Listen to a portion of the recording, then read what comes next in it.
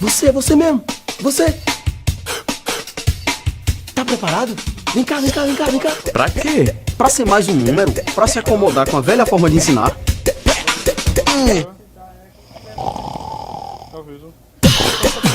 A gente acha que não. Peraí. Se tudo tá em constante transformação, o modo de aprender também deve mudar. E ele mudou. Como explica aí? Qualquer pessoa pode acessar todo o conteúdo do Enem, o conteúdo dos vestibulares em qualquer parte do país e as provas da escola, quando e onde você quiser. Isso é inclusão. Aqui você tem a aula mais dinâmica e interativa e o acesso ao conteúdo mais completo. Além disso, você conta com apostilas e aulas ao vivo e exclusivas. Vocês ainda podem tirar suas dúvidas logo abaixo das aulas e deixar sua avaliação. Aqui, você, aluno, também faz parte da nossa equipe e ajuda a melhorar o Explica aí. E para exercitar e fixar o conteúdo, nada como praticar, né? É por isso que disponibilizamos mais de 3.000 questões em simulados e 9.000 exercícios online, separados por matéria, de todos os assuntos e de todos os níveis de dificuldade. Com questões de provas do Enem e com vestibulares específicos. Os alunos vão respondendo as questões online e, à medida que vão acertando e crescendo, vão recebendo novas sugestões de questões com níveis de dificuldade ainda mais altos. Incluindo redações que podem ser corrigidas pelo pessoal daqui do Explica aí e vão gerar um gráfico de desempenho que segue os critérios de competências do Enem. E ainda pode treinar o tempo de duração de resposta de cada prova, como no vestibular. Mas só responder ainda é pouco. Tá bom, próximo.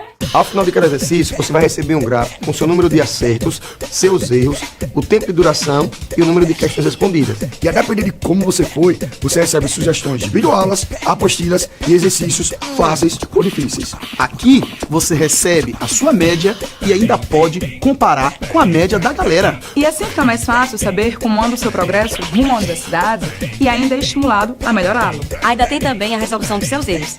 E caso permaneça em dúvida, não se acanhe. Mande o seu questionamento para o nosso Tira Dúvidas online. Qualquer pergunta, qualquer assunto de vestibulares específicos e até de livros, pode mandar pra gente. E ainda você pode escolher, digitando, tirando print, anexando imagem, o velho Ctrl+C, Ctrl+V. Copia, cola, manda pra gente. Sacou?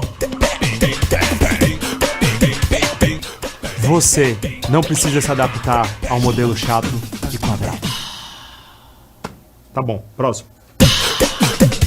Aliás, sabe o que é mais importante pra gente? É que você possa contar com organização, acompanhamento e orientação. Assim fica muito mais fácil comemorar a entrada na faculdade. E sabe o que é melhor? Seja no curso que for, papai. Fique livre para escolher o que você quiser. A gente vai te apoiar, respeitar o seu tempo e as suas escolhas. Prova disso é o nosso plano de estudos individualizado. Com ele, a gente te dá uma mãozinha para que você se organize de acordo com a sua disponibilidade. É mais que um cronograma ou uma simples agenda. É a forma ideal para você preencher o seu tempo com o seu jeitinho. Único e especial, só para você. Não gostou? Não tem problema. Tudo no Explica aí é flexível e adaptável. A única coisa que a gente não pode garantir é que você consiga manter o controle e segure a risada enquanto aprende o conteúdo. E principalmente se você estiver assistindo as nossas aulas ao vivo. E ao chegar aí, que é um vlog feito por mim, lindo, maravilhoso, e pelo Gil Degley, que é um cara chato e retrô, e a gente fala de tudo, absolutamente tudo, que nem todo mundo tem coragem de falar. Pelo amor de Deus. Olha só, vem cá. Quando você menos esperar, você já está gostando de aprender. Esse é o nosso principal objetivo. Afinal, você não precisa se adaptar a esse modelo antigo de ensino. E aí, tá afim de aprender de um jeitinho bem supimpa? Putz, ninguém fala isso não, doido.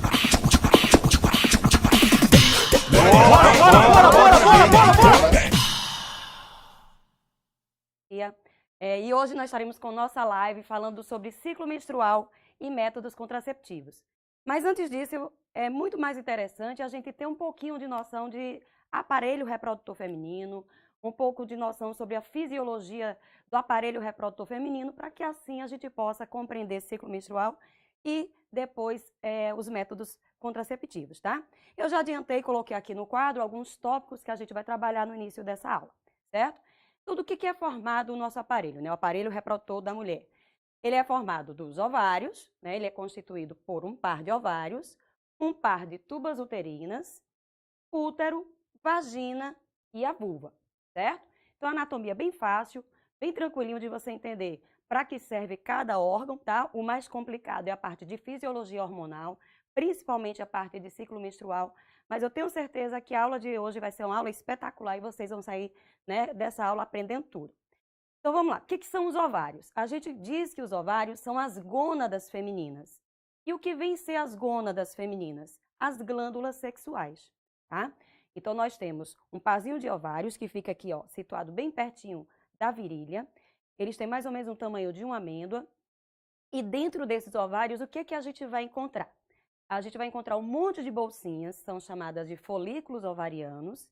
E dentro dessas bolsinhas, pessoal, é que estão os nossos gametas, certo? Além de produzir os gametas, o que o ovário também produz? Produz 2 hormônios muito importantes, não só para o ciclo menstrual, mas também para preparar o organismo materno para uma possível gravidez, tá? Que hormônios são esses? Eu coloquei aqui apenas a letrinha para identificar: o hormônio estrógeno e o hormônio progesterona. Já a gente vai saber para que esses hormônios servem, tá?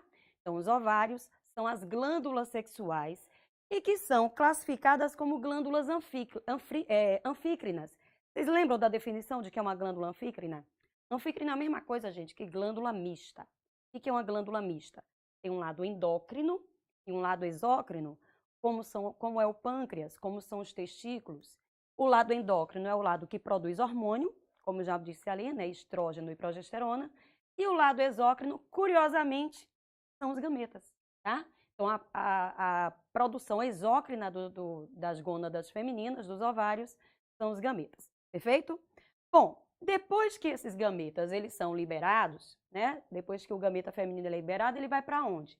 Ele vai para o interior da trompa de Falópio, que hoje é chamada de tuba uterina, tá? Então, a tuba uterina nada mais é que um canal, certo? Que a gente chama de oviduto, que faz a comunicação, né, de um lado com o ovário e do outro lado com o útero. E é dentro desse canal que vai acontecer o processo de fecundação ou fertilização, certo? E o útero é o órgão que serve para gestar, né? É o órgão que serve para o embriãozinho crescer, se desenvolver até o momento do seu nascimento, certo? A gente vai falar um pouquinho mais sobre esses órgãos detalhadamente, tá? A vagina funciona como um órgão da cópula, né? Um órgão do coito, do ato sexual, mas também a vagina, minha gente, serve como um canal para o parto normal, né? O parto vaginal, e também como órgão que serve para a saída do fluxo menstrual, ok? E por fim, a vulva é toda essa genitália externa que a mulher apresenta, constituída pelos grandes lábios, pequenos lábios, né? Que vão recobrir os 2 orifíciozinhos, um orifício acima, que é o orifício da uretra, e um orifício mais abaixo, que é o orifício que dá entrada para o canal vaginal. E acima um pouquinho do orifício da uretra, a gente vai encontrar o clitóris. Gente, pelo amor de Deus, é clitóris, acento agudo no O, não é clítoris não, tá certo? Tranquilo? Então vamos entender um pouquinho melhor como é que funciona, né, todos esses processos aqui dentro do aparelho reprodutor feminino. Eu disse a vocês que no interior das gônadas, né, no interior dos ovários, nós vamos encontrar pequenas bolsas chamadas folículos ovarianos. Gente, uma mulher quando nasce, uma menina quando nasce, ela nasce com cerca de mais ou menos 2 milhões de folículos, tá? Dessas bolsinhas. Quando ela chega à puberdade, ela chega mais ou menos com 400 mil folículos. Por que isso, Milena? Porque dessa quantidade que a gente nasce até a puberdade, muitos vão entrar em atresia folicular. Atresia é um processo de involução. É como se o folículo fosse regredindo até ele ser destruído. Então, quando a menina atinge a puberdade, ela está com esse quantitativo mais ou menos de 400 mil folículos. E desses 400 mil, gente, mais ou menos 400 unidades é que vão ser amadurecidos e liberados durante a vida fértil da mulher, que a gente chama de menarquime. Menarquime não é a mesma coisa que menarca, tá? Menarca é a primeira menstruação que a menina apresenta, que a mulher apresenta. Menarquime é esse tempo de vida fértil que ela vai ter ao longo de sua vida. Tudo bem? Então, quando ela atinge a puberdade, tá? Desses 400.000 folículos, tá? Apenas a média mais ou menos de 400 é que vão romper, liberar gametas para ver se há possibilidade ou não de fecundação, tá? E os outros, Milena, o que acontece? Aquilo que eu já disse, né? Eles entram em atresia, eles vão evoluindo. Então, se eu fosse olhar para um ovário de uma mulher madura, o que eu ia encontrar lá dentro? Um monte de bolsinhas pequenininhas, que seriam chamadas de folículos primordiais. E dentro desses folículos primordiais, quem é que a gente ia encontrar? O gameta feminino, certo? Por ação de hormônios, que a gente vai ver já já, o que esses folículos primordiais vão sofrer? Eles vão sofrer um processo de proliferação de camadas, tá? Não dá para ver aqui, obviamente, né? Mas seria apenas uma camadinha de células, uma camada bem delgada. Existem hormônios que vão atuar aqui e que vão fazer essas camadinhas aumentarem.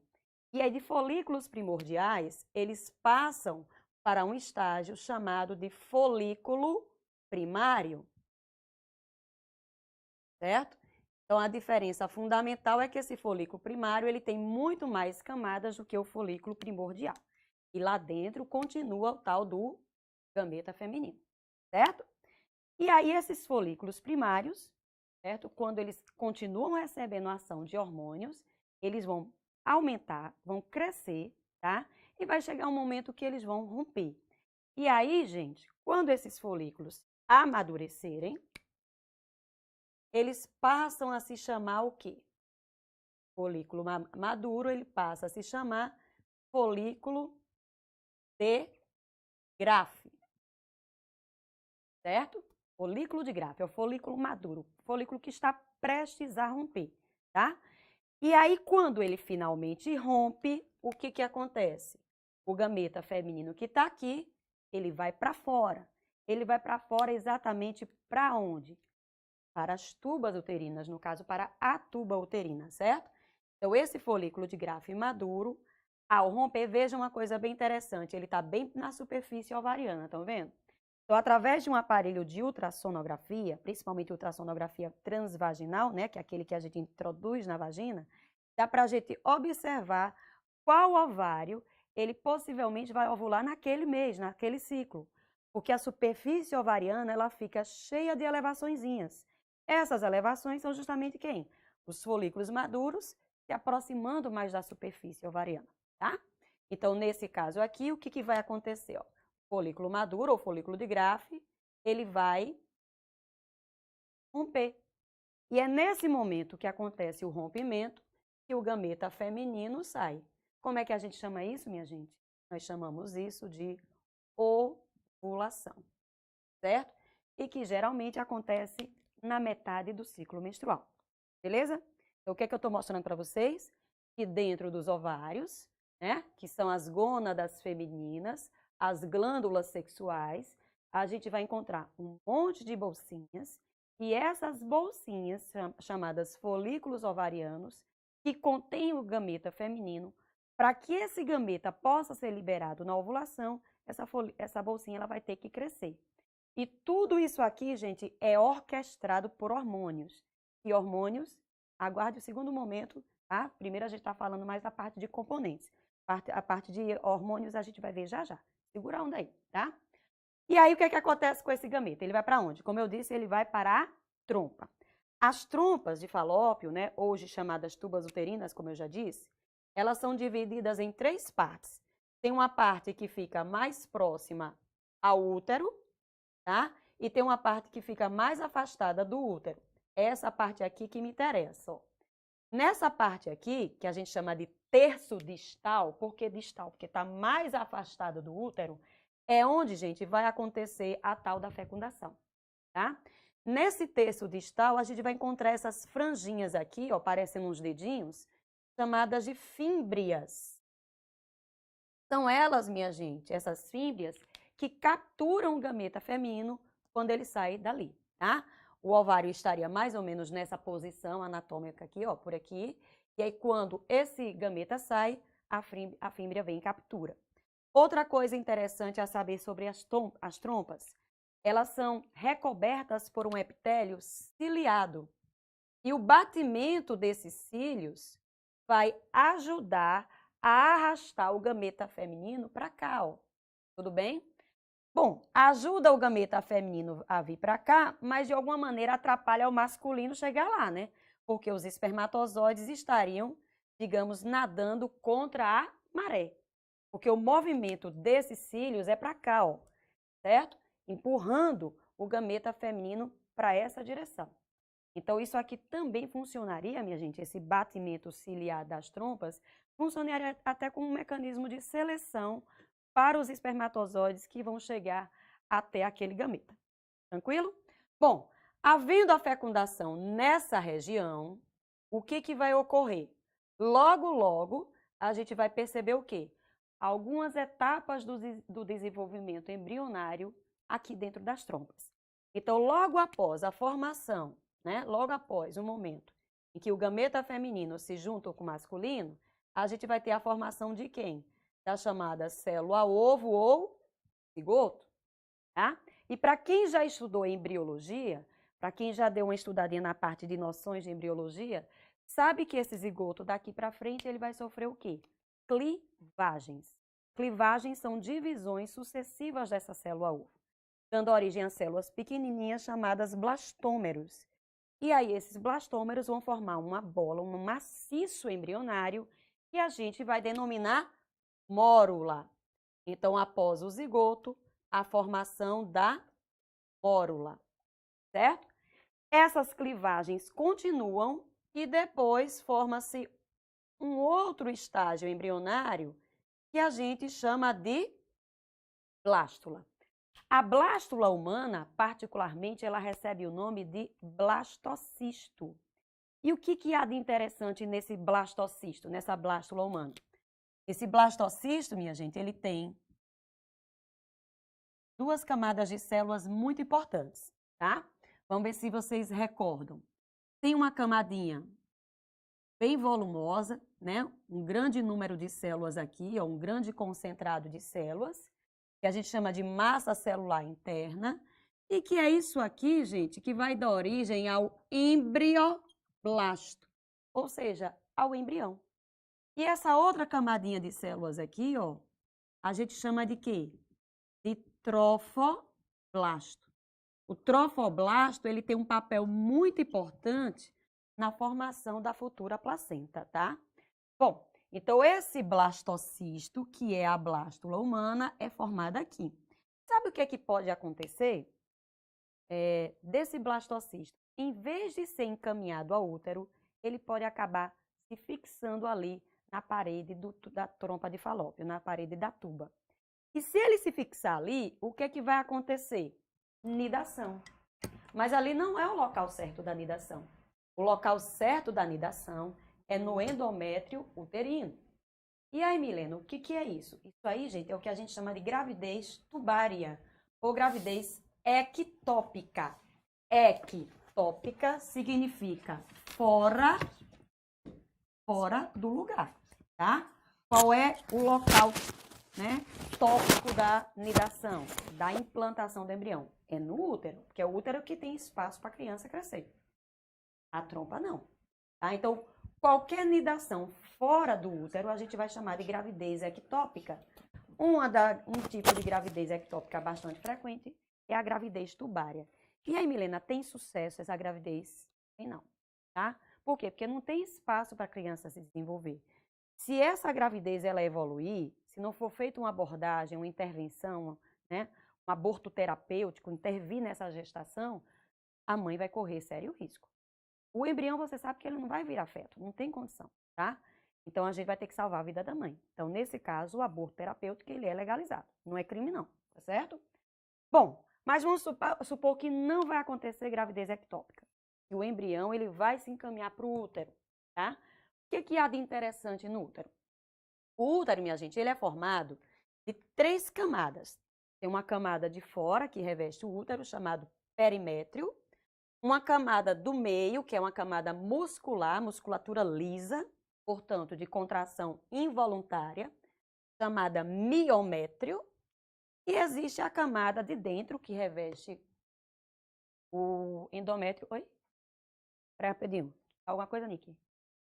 Milena, o pessoal aqui tá comentando muito na live, perguntando, por exemplo, Fabrício Watson, ele perguntou, na fase embrionária só acontece na tuba? Como é? Na Não. Começa na tuba uterina. Vamos lá. Foi com o nome da pessoa? Fabrício Watson. Fabrício. Fabrício, o processo, o início do desenvolvimento embrionário começa na trompa, mas ele vai finalizar no útero. Veja o que eu tinha colocado ali, o quê? Zigoto, mórula, blástula, certo? Ok? A gente chega no útero de manhinha como blastocisto, como blástula. É o local adequado para a gente crescer ali dentro, e não na trompa, certo? Tem mulher, Fabrício, por exemplo, que em vez do embrião, né, ficar na trompa, adivinha para onde ele pode vir? Ele pode fazer o caminho contrário, e esse embrião ele pode se instalar até no ovário. Você acredita nisso? Do embrião se instalar no ovário, dando uma gravidez ovariana? Tem embrião, inclusive, que sai por aquelas franjinhas e vai para o abdômen, dando uma gravidez pélvica, certo? Existe isso? Existe, tá? Mas é uma coisa que é frequente? Não é frequente, porque o normal, o natural, é ser gerado dentro do útero. Deu para entender? Lá no útero, a gente ainda vai avançar para outros 2 estágios embrionários. Você recorda, Fabrício? Vem mórula, blástula, gástrula e depois a neurula. Ok? Respondida a pergunta. Tem mais isso, alguma? Fabrícia, desculpa, eu li Fabrício. É Fabrício ou Fabrícia? Fabrícia. Fabrícia. Fabrícia, você tá demais, viu? Olha, Kleber Correia, tá todo ouriçado aqui. Milena, rainha da biologia. É ela mesmo, diva, A diva. musa. Leandra tá agradecendo. Quando você tava falando sobre a gravidez ectópica, era a dúvida dela, só que você já acabou falando. Castro a melhor. João Quintino Topster. Tá parecendo Lucão falando. Mas E eu é isso, quando- galera. Quando vocês tiverem dúvida, Pode podem ir falar passando que a gente interrompe que a o gente Nicolas interrompe e vai pra passando. mim, tá? É muito bom esse feedback. Bom, vamos lá. Continuando, então, o que eu disse? O embrião ele tem que ir lá para o útero, porque no útero a gente vai ter uma camada chamada endométrio, e ela está preparada justamente para isso, certo? Então, a mulher ela tem um endométrio basal, que já está ali, certo? E tem um endométrio funcional. Esse endométrio funcional, gente, ele vai aparecer quando? Quando os hormônios, estrógeno e progesterona, né, forem, vou usar uma palavrinha, não é muito adequado, mas vocês vão entender, forem alimentando esse endométrio para ele poder proliferar, para ele poder se tornar secretor e assim conseguir garantir que aquele embrião se fixe e se mantenha, tá?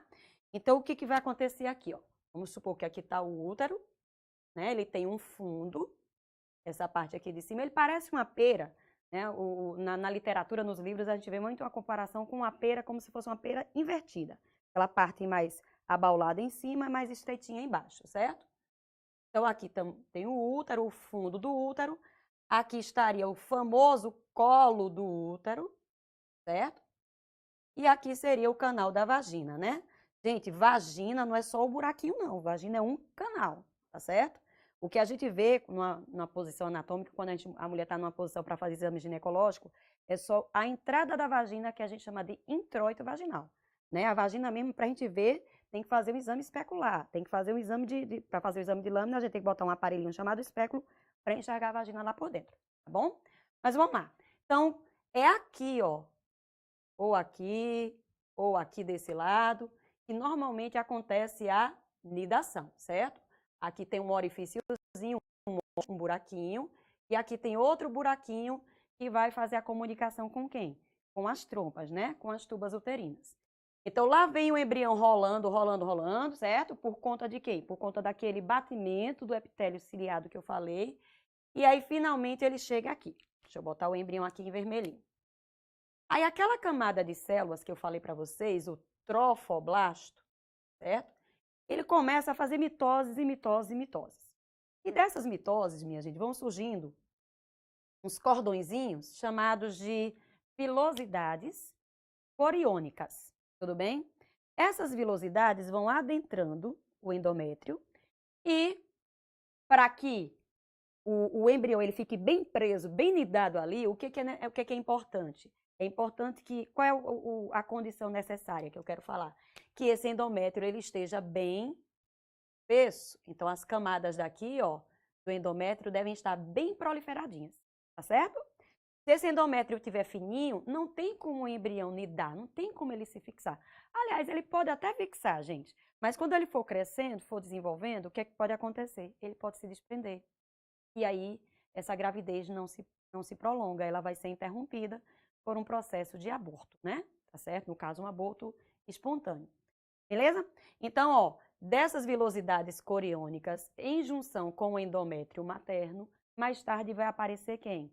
A famosa placenta, que é um anexo que vai garantir o quê? A nutrição desse embrião, a oxigenação das células desse embrião, né? No caso, a respiração, a retirada de excretas que o corpo desse embrião vai gerar, inclusive a passagem de hormônios e anticorpos da mãe para o bebezinho. Então, um anexo muito importante para a sobrevivência, né, deste indivíduo que está aí se formando, tá? O colo, como eu já disse, está aqui mais embaixo, né? Aqui nesse colo a gente vai ter umas glândulazinhas. Aqui está bem aberto, viu, gente? Ele é bem mais estreitinho. Uma mulher que não está em processo de trabalho de parto, isso aqui tem que ser bem fechadinho, tá bom? Então, o que acontece? Aqui tem umas glândulazinhas que fabricam um muco. Quando eu for da parte de métodos contraceptivos, vocês vão ver a importância desse muco. Então, esse muco, ele vai meio que, digamos, cobrir essa entrada, esse ósteo, esse orifício, para quê? Para exercer uma proteção, tá? Caso essa mulher já esteja gestante, para exercer uma proteção contra germes que estejam dentro da vagina. Vamos supor que essa mulher está com corrimento, está com infecção genital. Então, esse muco ele acaba ficando mais grosso, tá? Tudo isso é mediado também por hormônios, para justamente dificultar a migração desses germes que estão aqui para dentro do útero, onde essa infecção, que era genital, essa infecção possa passar para o bebê e induzir um trabalho prematuro de parto, induzir um aborto, entendeu? Então, esse muco produzido ali naquela região cervical, né? Na regiãozinha do colo do útero, é muito importante para fazer essa proteção. E quando a mulher quer saber se ela está fértil ou não, ela dá uma olhadinha nesse muco para ver a consistência dele, tá? Já já eu falo melhor disso aí na parte de métodos contraceptivos. Alguma pergunta, Nicolas, até agora? Sim, Leandra falando, ela é maravilhosa, estou amando. Que bom! O que seria o útero invertido? Isso implica em uma gravidez? Então, veja só, tem pessoas que têm um útero que a gente chama de retrovertido, tá? Aí eu tinha que ter uma imagenzinha para melhorar. Tem úteros que estão numa posição de retrovertido ou... Olha, era só isso que ela queria perguntar? Como é o nome da pessoa? Leandra, e veja só, tem pessoas que têm um útero numa posição retrovertida, ou seja, a posição anatômica do órgão. Dificultar a gravidez, é isso que ela quer saber? Eu tô entendendo tua pergunta assim. Se um útero com uma posição retrovertida atrapalharia numa gravidez, é isso que você quer saber? Se for isso, não. Tá certo? Um útero bicorno, que é um útero normalmente que ele tem uma bifurcação, ele poderia até interferir, mas um útero com essa posição retrovertida, não. Tá certo? Eu acho que é isso que você está perguntando, Leandra, né? Se não for isso, pergunta de novo, tá bom? Vamos lá. Descendo agora, vamos para a vagina. Então, como eu disse a vocês, a vagina é um canal, certo? Não é só orifício. O que há de interessante na vagina, minha gente? Ela tem um pH ácido. Então, vagina tem que ser azeda, vagina tem cheiro de vagina, viu? Não tem vagina cheirando a two sex, não, tá bom? Então, vagina tem pH ácido. E essa acidez é importante para a proteção da mulher. Então, meninas que usam muito sabonete íntimo, certo? Pode, Milena, depende do quanto você usa, certo? Você toda vez que vai ao banheiro, vai fazer o seu asseio genital e usa o sabonete íntimo, não vai lhe ajudar, pelo contrário, vai lhe prejudicar. Por quê? Porque esse sabonete íntimo, ele vai alterar o pH vaginal e alterar o pH vaginal, você vai ficar mais propícia a pegar infecção, a desenvolver infecções, certo? Tudo bem? Compreendido? Então, pode fazer uso, mas não com excesso, porque senão você vai estar prejudicando o seu organismo em vez de estar ajudando, tá? Então, tem muita menina que tem leucorreia. Leucorreia é o nome que se dá para corrimento. E esse corrimento, muitas vezes, é de repetição justamente por mau uso de certos produtos de limpeza íntima, tá? Ok? De higiene íntima. Então, há uma coisa bem interessante dentro do canal da vagina, que são umas bactériazinhas chamadas bacilos de Doderlein. Esses bacilos, minha gente, eles pegam glicogênio. Vocês estão lembrados que a reserva energética dos animais é glicogênio? Então, o canal da vagina está cheio de glicogênio, viu? Esse glicogênio ele vai ser quebrado e vai formar glicose. E essa glicose vai ser fermentada por esses bacilos de Doderlein, para justamente deixar o pH ácido. E como acabei de dizer, é um pH protetor. Dentro da vagina da gente, mulherada, existe uma microbiota. Eu não gosto de chamar flora não, viu? Tem gente que ainda chama o nome flora, né? Flora, aí parece que tem um monte de planta aqui dentro, tá? Flora é um termo que você usa para vegetal, tá? Isso é flora, tudo bem, artificial, mas é flora. O que a gente tem dentro da gente é uma microbiota. E dentro dessa microbiota tem os germinhos que são mocinhos e tem os germinhos que são bandidos, são vilões. Então há uma briga entre eles, certo? Esses bacilos de Doderlein são os mocinhos da história. Estão trabalhando para controlar os outros. Mas vai que a mulher, por exemplo, ela está com a imunidade mais baixa, certo?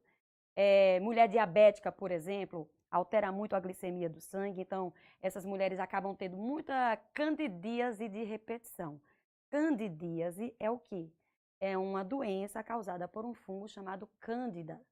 E aí, o que acontece? Quando a cândida, ela é genital, porque existe a candidíase oral, né? O tal do sapinho, que a pessoa fica com cheia de placa branca na língua. Então, a candidíase vaginal, gente, é esse fungo que vai deixar esse muco que a gente produz, esse material que a gente produz na vagina para poder proteger, ele vai ficar com a consistência parecendo nata de leite. Ele não fede, mas coça muito. Então, a mulher reclama muito de muita coceira e diz, doutor, ó, a minha calcinha tá ficando molhada parecendo que tem nata de leite.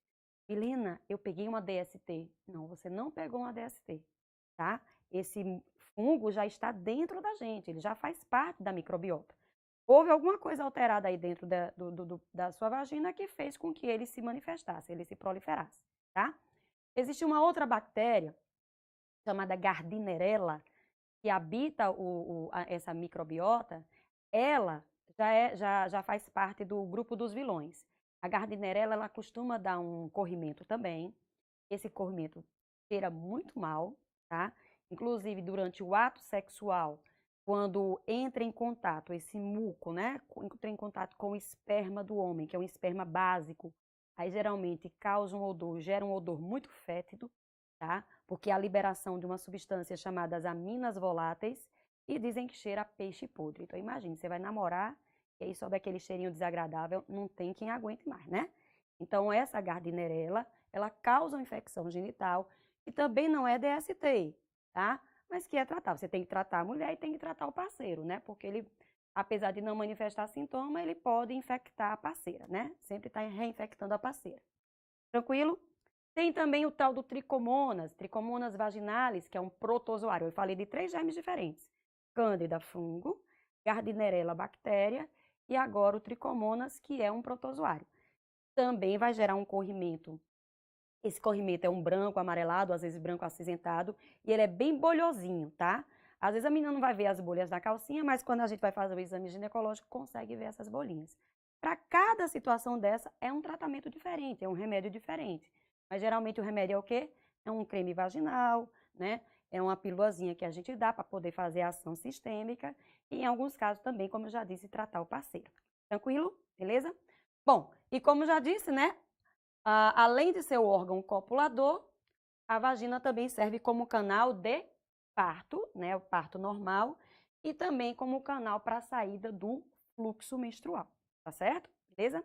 E lá para o lado de fora, né, protegendo toda essa entrada, a gente vai encontrar a vulva, né, a genitália externa, formada, como já disse, pelos grandes lábios, pequenos lábios, clitóris, e a gente consegue visualizar os orifícios da uretra e orifício da vagina, tá certo?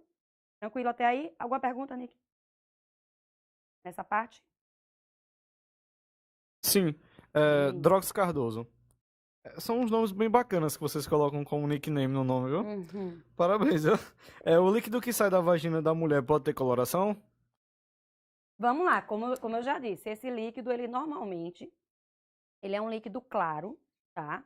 Dependendo da fase do ciclo que essa mulher esteja, esse líquido, ele pode assumir uma coloração branca, uma coloração mais amarelada, ou uma coloração que lembra clara de ovo, certo? Às vezes até a paciente ela vai procurar o ginecologista dizendo, doutor, eu estou com corrimento. E quando a gente vai ver, não é corrimento, é muco fisiológico, ou seja, é natural.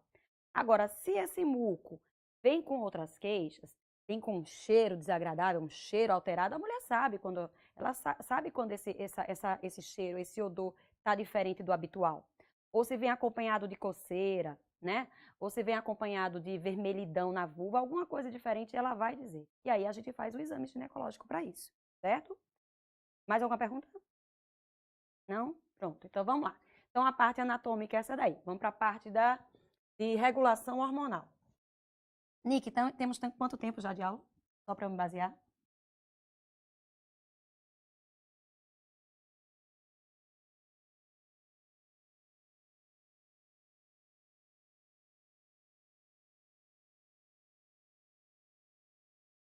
E você, alguma dúvida?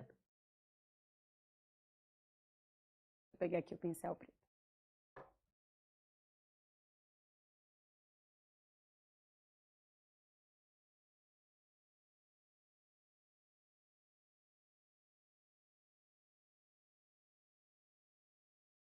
Pronto, gente. Essa parte aqui é a parte que é mais importante para as questões de vestibular, certo? O Enem, inclusive, já cobrou isso, cobrou como gráfico. Então, para a gente entender bem ciclo menstrual, vocês têm que compreender a regulação hormonal. Eu sempre gosto de explicar aos meus alunos em sala de aula os hormônios separados, certo? Depois a gente faz a interação desses hormônios para a gente compreender o ciclo. Então, é assim que a gente vai fazer. Tem um pouquinho de paciência, tá? Então, quais são os hormônios que a gente precisa saber que atuam no ciclo menstrual? Tá? São 4 hormônios. 2 secretados pela glândula hipófise e 2 secretados pelos ovários. Os ovários eu já citei, né? O estrógeno e a progesterona. Quais são esses 2 hormônios que são secretados pela hipófise? São os hormônios FSH e LH. O que significa a sigla FSH? Significa hormônio, né? H de hormônio, o F de folículo e o S estimulante. Naturalmente a sigla está em inglês, né? E LH, gente, significa hormônio luteinizante. Os ovários são os estrógenos. Estou falando no plural porque estrógenos é uma classe de hormônios, tá? Onde o mais importante deles é um tal de estradiol e a progesterona. Então, vamos ver o que cada hormôniozinho desse faz, para compreender o ciclo. Então, FSH, hormônio folículo estimulante. Gente, olha o nome. Hormônio folículo estimulante. Ele já está dizendo a função. Ele vai estimular o folículo. E o que foi que eu mostrei aqui no desenho há poucos instantes? E dentro do ovário, a gente vai encontrar umas bolsinhas, né, chamadas de folículos ovarianos. Dentro de cada bolsinha, a gente vai encontrar quem? O gameta feminino. Lembram disso? Então, esses folículos vão chegar um momento que eles vão crescendo. Lembra que eu mostrei no desenho? Eles vão crescendo, crescendo, crescendo, até chegar um momento que eles vão romper, eles vão estourar. Aquele tal do folículo de Graafi. Então, o responsável pelo crescimento dos folículos é esse FSH. Então, o papel do hormônio folículo estimulante é promover o crescimento do folículo, certo? Então, crescimento folicular. Só que tem um detalhe. Quando o folículo vai crescendo, e vai aumentando aquele número de camadas de células, lembram? Aquelas células induzidas pelo FSH, elas passam a secretar, gente, estrógenos. Então, a história é essa aqui, ó. O FSH que vem da hipófise, vai agindo sobre os folículos, e esses folículos, aos pouquinhos, vão o quê? Vão crescendo. Tudo bem? E à medida que eles vão crescendo, eles vão liberando quem? Vão liberando estrógeno, certo? E esse estrógeno vai para onde, minha gente? Esse estrógeno vai lá para o útero dizer ao endométrio: ei, cara, tá na hora de você proliferar. Então, o estrógeno é um hormônio proliferativo. Ele vai fazer o endométrio aumentar o número de camadas para fazer esse endométrio ficar mais espesso, tá? Então, uma das funções dos estrógenos é o espessamento do endométrio. Para preparar esse útero, né, esse endométrio, para uma futura gravidez. Tranquilo? Ok? Bom, e aí, turma, o que vai acontecer? Vai chegar um momento que essa taxa de estrógeno aqui, ela vai estar o quê? Muito alta. E quando essa taxa de estrógeno está muito alta, isso é uma sinalização. Sinalização para quem? Para a hipófise. Vocês lembram onde é que a hipófise fica? Ela fica na base do crânio, tá? A hipófise está aqui, o ovário está aqui e o útero aqui. Então, da hipófise sai o FSH que vai para o ovário. O ovário, estimulado por esse FSH, secreta estrógeno que vai para o útero. E aí o útero vai, como eu já disse, espessando sua parede. E aí, quando esse estrógeno chegar numa taxa bem elevada, num pico, ele diz à hipófise. É como se o estrógeno chegasse para a hipófise e dissesse: amigo, não mande mais FSH não, certo? Aí a hipófise pergunta: por que estrógeno? Não é mais para mandar FSH? Porque já cresceu muito o folículo. Agora está na hora de fazer esse folículo romper, certo? E quem faz o folículo romper? Não é o FSH. Quem vai fazer o folículo romper, turminha, é o LH, tá? Então, pico de estrógeno, guardem isso, pico de estrógeno, uma taxa elevada de estrógeno, faz o que a gente chama de feedback negativo. Feedback é uma resposta para a hipófise. Hipófise, pare de mandar FSH. Mande agora quem? O LH. Aí, galera, o LH vem e faz o quê com esse folículo, que é o folículo grandão, aquele que está a ponto de estourar? Folículo de Graafi, tá? Ele faz o folículo romper. O rompimento do folículo a gente chama de quê? A gente chama de ovulação. Então, se aparecer alguma questão que vocês estiverem fazendo aí na apostila do nosso material, certo? Se vocês viram alguma questão perguntando sobre quem é o hormônio da ovulação, vocês vão dizer o quê? FSH ou LH?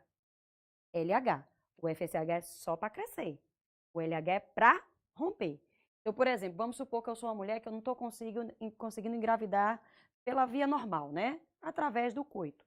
E aí eu vou fazer uma fertilização in vitro, né? O médico vai lá tirar meus gametinhas do ovário e vai fazer o tal do bebê de proveta, né? Juntar o espermatozoide com o óvulo lá na plaquinha e depois introduzir o embrião. Eu tenho que ser tratada com FSH, porque quanto mais folículos maduros eu tiver, mais esse médico especialista em reprodução, ele vai conseguir tirar mais gametas de mim e poder fazer mais embriões, para poder implantar em meu útero, entendeu? Ele não pode botar LH, senão ele vai romper e eu vou perder esse gameta lá para a trompa. E o médico não vai ter como conseguir tirar esse gameta de dentro da trompa. Compreenderam isso aí? Então, o FSH faz o folículo crescer e o LH faz o folículo romper, tá? Então, o hormônio da ovulação é LH. E aí? E aí que o gameta foi lá para a trompa, né? O gameta foi lá para a trompa. E o folículo rompido fica dentro do ovário. Sob influência desse LH, esse folículo rompido vai virar uma estrutura chamada de corpo lúteo. Gente, olha o nome do hormônio. LH é o hormônio luteinizante. O folículo rompido vira corpo lúteo. Lúteo, gente, significa amarelo. Adivinha por quê? Porque a cor do corpo é amarela. E amarela devido ao fato de ter muita reserva de colesterol lá dentro. Lembrem as aulas que vocês já tiveram de bioquímica. O colesterol, ele é o álcool dos esteroides. E esteroides são lipídios, né? Como o estrógeno e a progesterona são. Então, progesterona e estrógeno são hormônios de natureza esteroide, derivados do colesterol. Então, pensem comigo, se ali dentro está cheio de colesterol, dali de dentro vai sair muito o quê? Muito estrógeno e agora muita, mas muita progesterona. Tá certo? Essa progesterona, juntamente com o estrógeno, vai fazer esse endométrio espessar mais ainda. Tá certo? Bom, aí, daqui sai o quê? Do corpo lúteo sai estrógeno e sai, como acabei de dizer, progesterona. Tá certo? Qual é a ação do estrógeno em cima do endométrio? Disse a vocês, aumentar o número de camadas. À medida, pensem comigo, ó, à medida que eu vou aumentando o número de camadas do endométrio, eu vou ter que ter mais células para nutrir. Concordam comigo? Quem é que nutre as células? Não é o sangue? Não são os vasos sanguíneos? Então, gente, eu vou ter que aumentar a vascularização desse território aqui, para nutrir essas células, tá? Então, o estrógeno aumenta o número de camadas e a progesterona vai fazer o quê? Vai, por exemplo, pegar esses vasos que estão mais retos e vai fazer com que eles fiquem mais espiralados. Gente, entendam, uma coisa, um vaso que é reto, ele só vai conseguir nutrir esse contingente de células. Se o vaso começa a fazer essas dobras, consequentemente, a área de cobertura celular vai aumentar. Então, ele vai conseguir nutrir muito mais células. O aporte ali vai ser muito maior.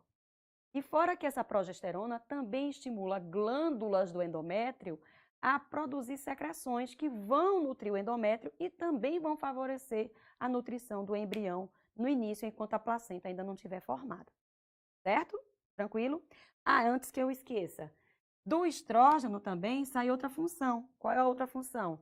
Além dele promover o espessamento do endométrio, o estrógeno é responsável pelo desenvolvimento das características sexuais secundárias femininas.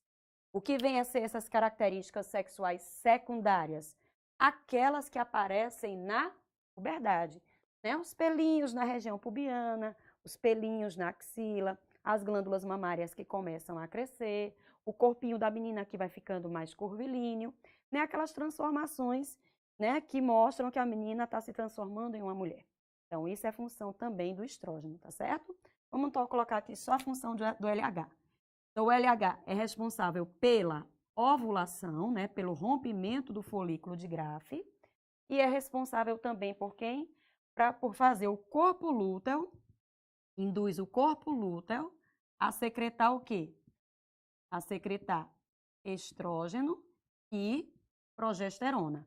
Principalmente, ó, progesterona, viu, gente? É muito mais progesterona do que estrógeno.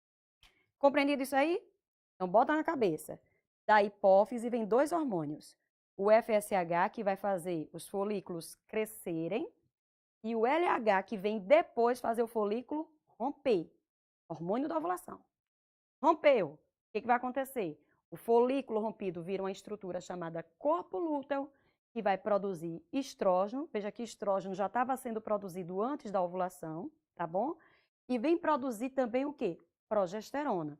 Os dois hormônios que vão trabalhar juntos, né, para espessar o endométrio e manter a gravidez. Na verdade, o hormônio que mais mantém a gravidez é a progesterona.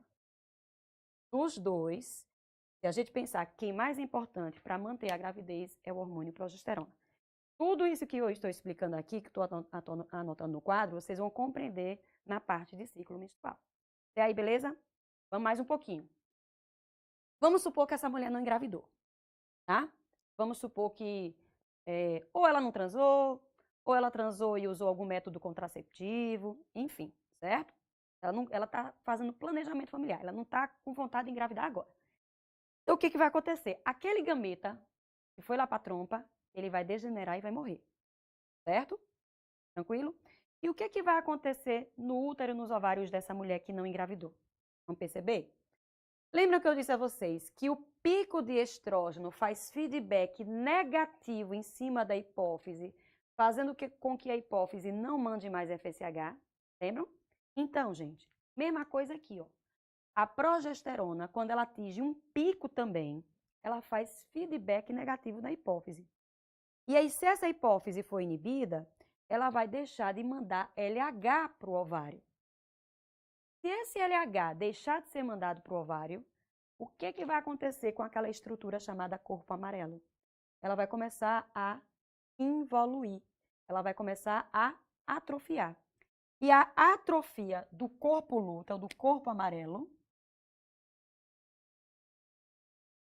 vai fazer com que ele se transforme num corpo chamado albicans. Albicans, lembre de albinismo. Albinismo é aquela pessoa que não tem cor, né? Sem melanina, sem pigmentação. Então, o corpo albicans é um corpo branco. Branco porque as reservas de colesterol acabaram. Então, como é que eu vou produzir estrógeno e progesterona? Tenho como. E se minhas taxas de progesterona e estrógeno caem, o que eu espero que aconteça com o meu endométrio? Ele vai começar a entrar em isquemia. Sabe o que é isquemia?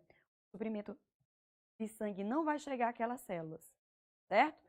E aí, quando esse tecido entrar em isquemia, as células entram em necrose, morrem.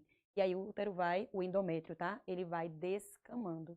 E é isso que dá origem a quem? A menstruação. Perfeito? Então, hipófise, FSH, LH. O FSH, folículo cresce, secreta estrógeno. LH, rompe folículo, ovulação. Folículo rompido, corpo lúteo. Corpo lúteo produz estrógeno e progesterona, tá? Pico de estrógeno, feedback negativo em cima do FSH. Pico de progesterona, feedback negativo em cima do LH. Tranquilo? Se vocês entenderam os hormônios separados, agora a gente vai para ciclo menstrual. Alguma pergunta? Teve uma pergunta que eu não consegui entender, mas eu vou passar outra de Leandra. Leandra Martins. Os ovários policísticos podem se transformar em câncer? Então, o que são ovários policísticos? Dentro do tecido ovariano, a gente tem uma região chamada de estroma. Tá? O tecido que preenche o ovário, ele é formado pelos folículos. E vamos supor assim, vou colocar numa linguagem para ficar bem fácil para vocês.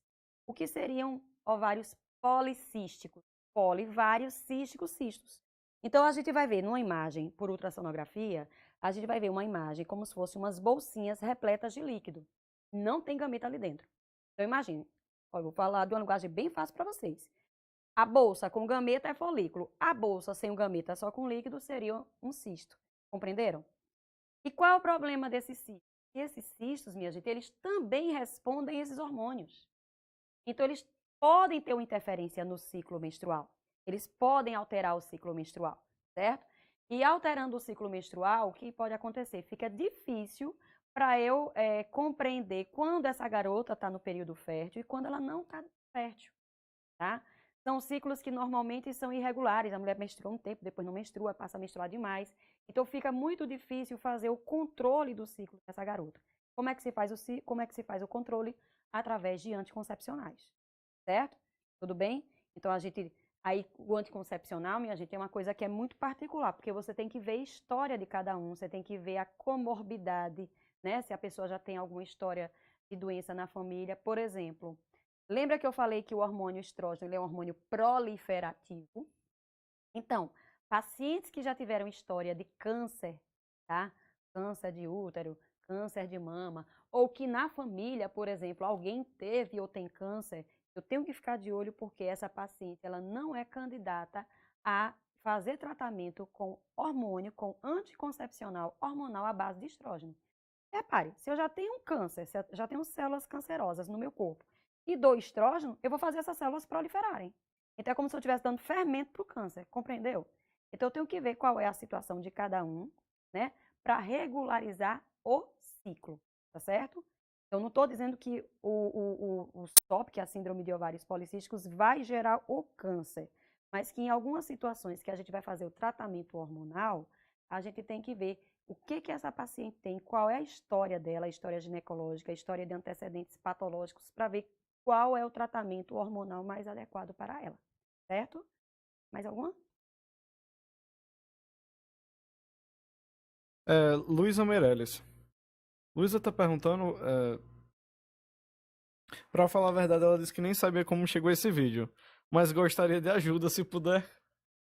Ela perguntou assim, ó. Após fazer relações sexuais com meu namorado com camisinha, notamos que na camisinha tem alguns vestígios como se fosse esperma, do lado de fora da camisinha. Aí ela tá perguntando, daí verificamos a camisinha e não parecia que tinha estourado. O que pode ser? Então, tem certeza que era esperma? Porque pode ser que não seja esperma, pode ser conteúdo de lubrificação dela. Ela podia estar bem excitada, ter bastante conteúdo, entendeu? E não ser o esperma. Ok? Aí outra coisa, quando for transar, né? Quando tiver a relação sexual e o garoto ejacular, tem que tirar o pênis de dentro da vagina antes dele ficar flácido. Porque senão a camisinha fica lá dentro, viu? E aí, se essa camisinha fica lá dentro, naturalmente o esperma vai escorrer. Então, transou, ejaculou, tira com o pênis ainda ereto, tá certo? De dentro do canal. Nada de ficar dormindo em berço esplêndido dentro do canal da vagina, né, minha gente? Porque aí vai ficar complicado para tirar essa camisinha. Diga, Nick. Só isso? Mais alguma coisa? Pode interromper a qualquer momento, viu?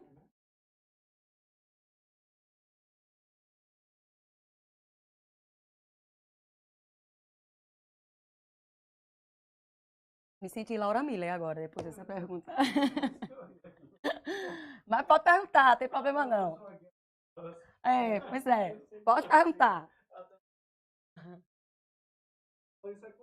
Ah, menino, pergunta demais. Tem pergunta mais cabulosa? Não vou dizer aqui porque é a censura. Mas tem pergunta cabulosa. Vamos lá. Rapaz. Nada.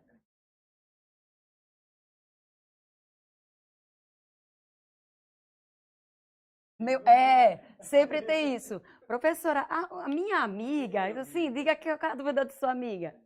Nick, sabe o que é engraçado quando eu converso com os meninos que eu tô dando esse assunto? A época das férias. Já vou avisando, viu? Ninguém me manda mensagem pelo WhatsApp não, tá? E não existe gravidez por acidente, não. Pois então, aí eu recebo um monte de mensagem, né? Já normalmente no finalzinho das férias. Professora, me ajude. Professora, eu sei que eu posso contar com você. E realmente, eu sempre dou uma palavra, oriento e tal. Mas eu fico com raiva das meninas também porque elas vacilam, pô. Aí, professora, veja bem, eu transei com meu namorado, veja bem minha menstruação. Aí conta a história, né? Aí, e agora, professora? E agora que minha menstruação, não sei o que, eu tô com medo de estar grávida. Aí eu já tiro uma onda, né? Digo, tá certo. Faz o seguinte, digo, onde é que você vai deixar a lista de chá de bebê? Que eu tiro a banheira. Aí, professora, aí aquelas carinhas de choro, né? Aí eu disse, mulher, porque você não tomou cuidado, não sei o quê, professora, por favor. Aí lá vou eu das orientações, né? Professora, se eu estiver grávida, eu não posso ter esse filho. Eu pensasse antes. Minha mãe vai me matar, professora, eu ainda sou muito nova. Sim. Ninguém só não manda mensagem pra mim pra falar sobre aborto, porque eu sou totalmente contra o aborto, viu? Bora lá. Olha, Ayrton tá dizendo, Milena maravilhosa, amo essa mulher. Fabrício também tá fazendo uma pergunta. Milena, a endometriose atrapalha a fixação do embrião? Então, boa pergunta. O que é endometriose, né? Endometriose é uma doença progressiva, gente. Muitas vezes é difícil de diagnosticar no começo, tá? Que tem uma evolução lenta, progressiva. E é uma doença, assim, muito incapacitante, porque a mulher vai sentir muita dor, né? Durante o período menstrual, certo? E que atrapalha muito no problema de fertilidade. O problema de fixação do embrião. Veja bem, o que vem a ser a endometriose? É a deposição de endométrio, aquele tecido que eu mostrei para vocês, fora do útero, tá? Aonde que ele pode se depositar? Ele pode se depositar na trompa, ele pode se depositar no ovário, ele pode se depositar até no abdômen, na parte, né, das vísceras abdominais. E como é que isso acontece? O sangue, normalmente, ele faz o quê, né? O útero normalmente faz o quê? Ele descama e o sangue vai descendo, né? A trajetória do sangue é vir para baixo. Pode acontecer, gente, de quando o útero vai contrair, né? Mulher sabe muito bem disso, quando a gente está no período menstrual, aquelas contrações violentas, quando o útero vai contrair para descamar, acelerar essa descamação, pode acontecer, gente, de haver um refluxo.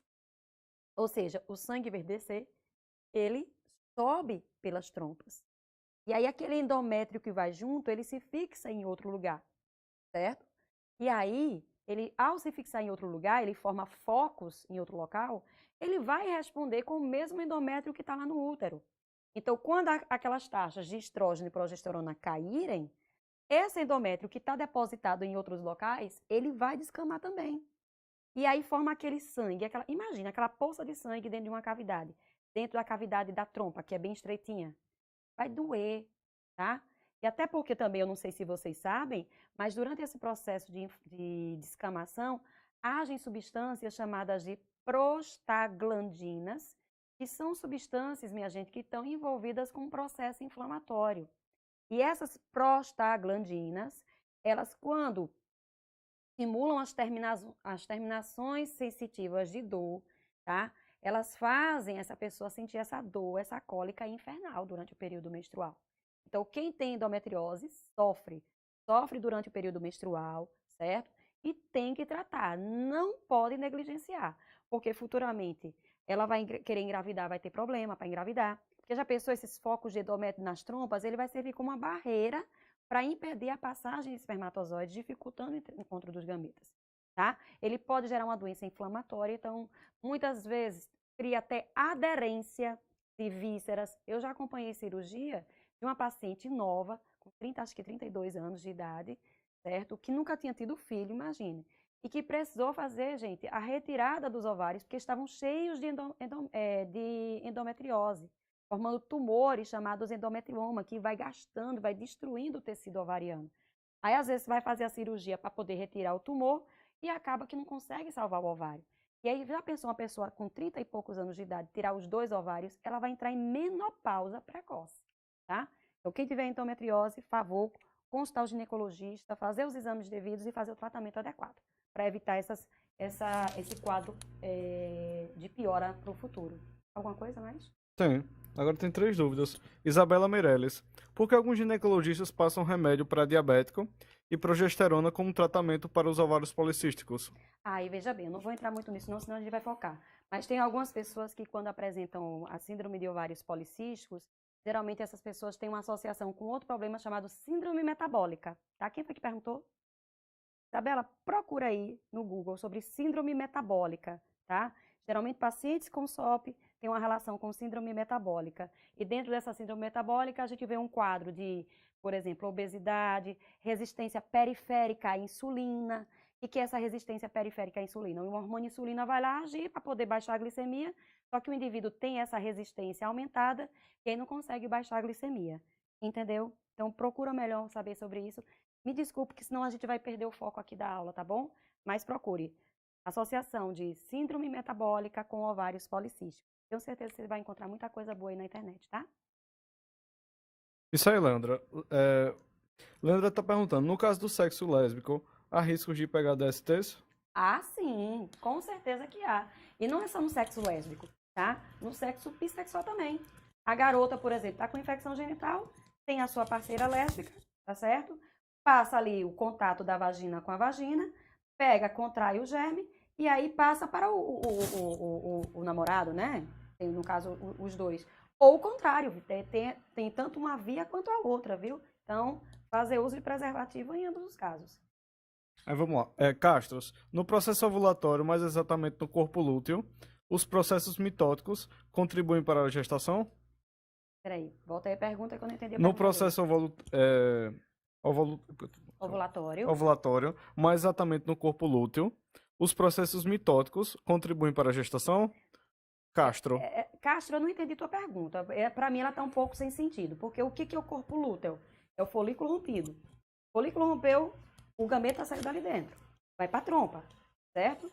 Não há garantia de que se esse gameta vai para a trompa, essa mulher vai engravidar ou não. Eu posso muito bem estar fazendo uso de um método contraceptivo. Ter corpo lúteo significa dizer que eu ovulei, certo? Agora, se eu engravidei ou não é outra história. Eu não entendi tua pergunta, não. Refaz essa pergunta e manda de novo.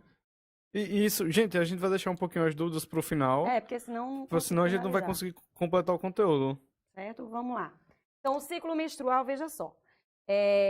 Ele é dividido em 2 componentes. O ciclo ovariano e o ciclo uterino. Então, para entender o ciclo menstrual, eu tenho que compreender o que é que está acontecendo no ovário e, ao mesmo tempo, o que está acontecendo no útero. Tá certo?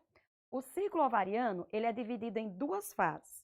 Uma fase chamada proliferativa, que vem antes da ovulação, e uma fase que vem depois que vem depois da ovulação, que é chamada de fase secretora, tá certo? Tá? A fase estrogênica. Eu vou escrever aqui que vai ficar mais fácil de vocês entenderem e acompanharem o raciocínio. Então, geralmente, o ciclo menstrual, ele tem uma média de 28 dias, tá? Tem mulher que tem ciclo mais curto, tem mulher que tem ciclo mais longo, mas a média da população feminina é isso aí. O que significa um ciclo de 28 dias? Significa dizer que de uma menstruação para a outra, dura em média 28 dias, tá? Lembrando que o primeiro dia do ciclo é justamente o primeiro dia da menstruação. Então, se eu menstruo hoje, que dia é hoje? 7? Tá? Pronto, dia 7 de junho. Se eu menstruo hoje, hoje é o primeiro dia da menstruação. Então, hoje é o meu primeiro dia deste novo ciclo, certo? Bom, num ciclo de 28 dias, vamos botar aqui o meio. Então, lá para o 14º dia, é o dia mais provável de quê? Da ovulação. Ô, Milena, é sempre o 14º? Não, depende da duração do ciclo, tá? Botem na cabecinha de vocês. Isso que vem antes da ovulação é um período variável. O período que é fixo é esse aqui, ó. De 14 a 28 dias, eu tenho um total de 14 dias. Isso é para mim, tá? Isso é para você, garota, que está assistindo a aula. Todas nós temos um período de 14 dias pós-ovulação fixo. O que varia de uma menina para outra, de uma mulher para outra, é esse daqui. Então, ó, se eu tenho um ciclo de 26 dias, tá? Se eu trouxer 14 dias para cá, não vai ser no 14º dia, compreenderam? Deu para entender aí? Então, vamos lá, gente. Voltando. No ciclo de 28 dias, contando que de 28 menos 14, esse 14º dia seria o dia mais provável da ovulação, obviamente aqui eu sobraria com mais 14. Mas lembrem, esse período varia, mas esse período pós-ovulação não, ele é fixo em todo e qualquer ciclo, certo? Então, o que vem antes da ovulação é o período chamado proliferativo.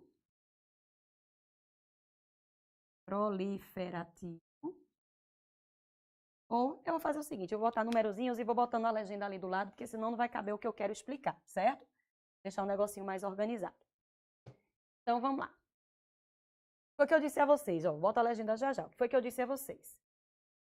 Que o primeiro dia é o dia da menstruação, né? Vamos supor que essa garota fique 5 dias menstruada.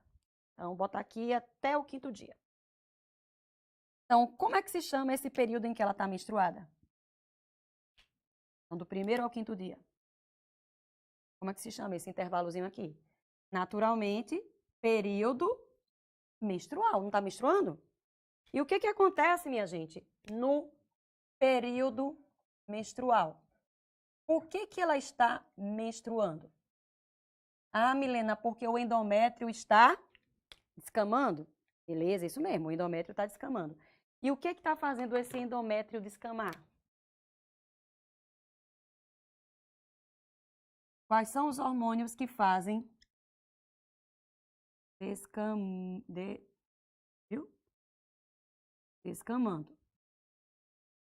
E o que faz esse endométrio descamar? O que foi que causou essa descamação do endométrio? A queda em quem? Nas taxas de quais hormônios? De estrógeno e progesterona, certo? Então, à medida que o estrógeno e a progesterona vão caindo, o endométrio vai soltando e a menina vai menstruando.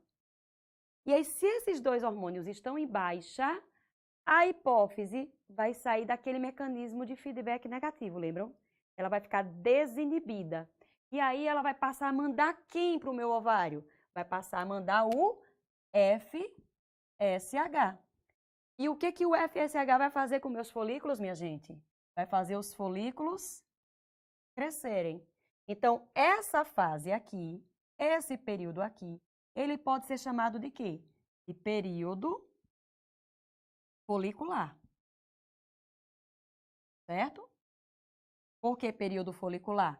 Porque eu estou vendo que os folículos, sob a ação do FSH, eles estão crescendo.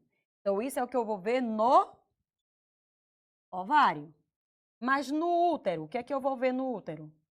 Lembra o que é que esses folículos vão fazer? Eles vão liberar aqui hormônio estrógeno. E o hormônio estrógeno em cima do útero faz a camadinha do útero o quê? Proliferar. Então, o endométrio ele vai espessar. Espessar como? Por proliferação. Então, a gente vai chamar isso também de período proliferativo. Proliferativo.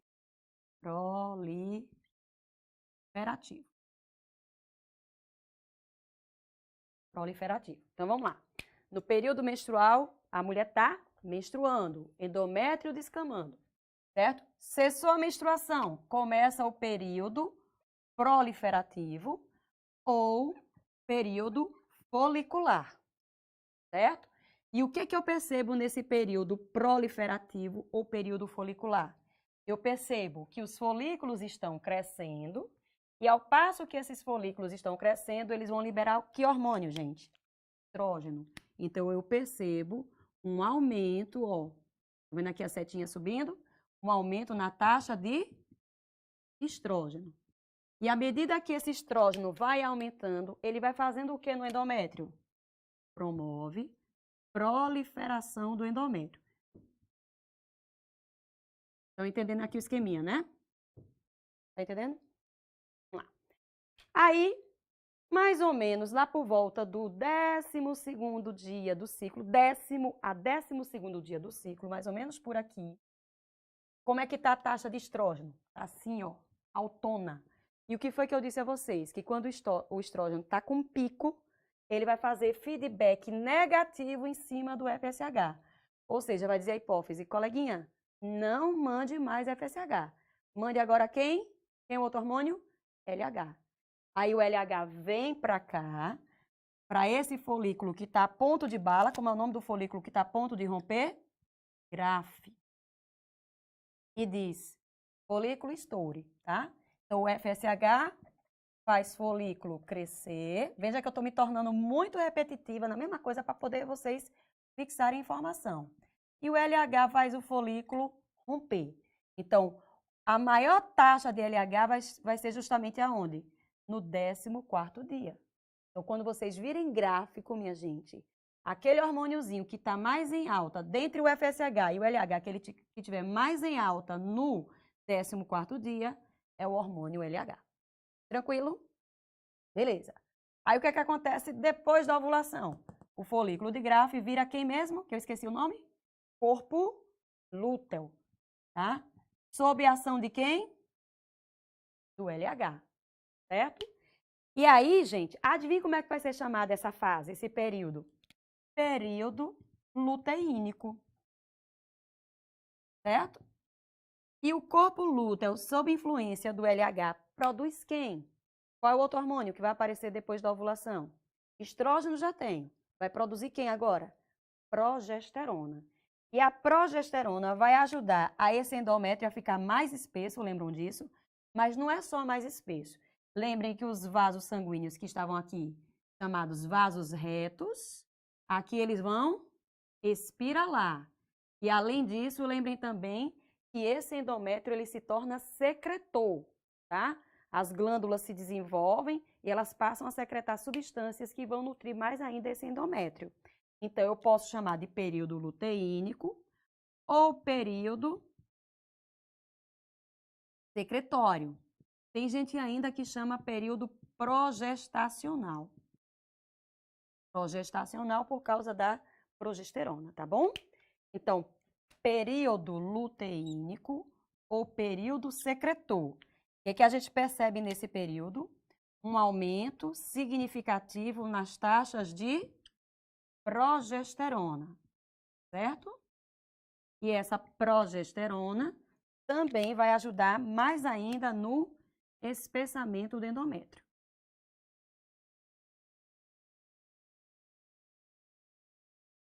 Beleza? Aí foi que eu disse a vocês, se essa taxa de progesterona atingir um pico e essa mulher não tiver grávida, esse pico vai fazer feedback negativo em cima de quem? Do LH.